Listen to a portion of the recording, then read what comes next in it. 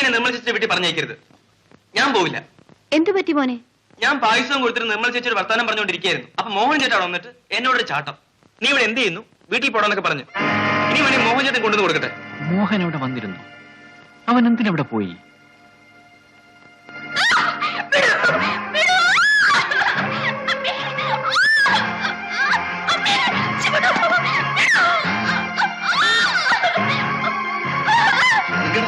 വെള്ളം നടക്കുന്നു. ഭാര്യ അമ്മ നിലവിളിക്കുന്നു. ആ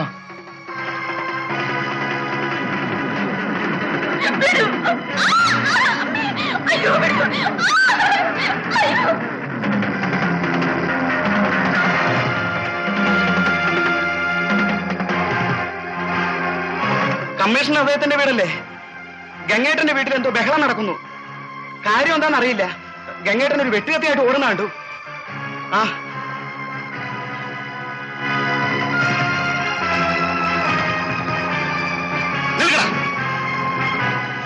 നീയല്ലേ ഗംഗാരൻ? അതെ. നടക്ക് സ്റ്റേഷനിലേക്ക്. സാർ, അത്യാവശ്യമായി എനിക്ക് വീട് വരെ ഒന്ന് പോകണം. സാധ്യമല്ല സാർ, എന്റെ വീട്ടിൽ എന്തോ ആപത്തുണ്ടായിരിക്കുന്നു. ഒന്ന് പോയിട്ട്. സാധ്യമല്ല. സാധ്യമല്ലെന്ന് പറഞ്ഞില്ലേ? സാർ, ഒന്ന് പോയിട്ട്. വിടുക പട്ടികളെ.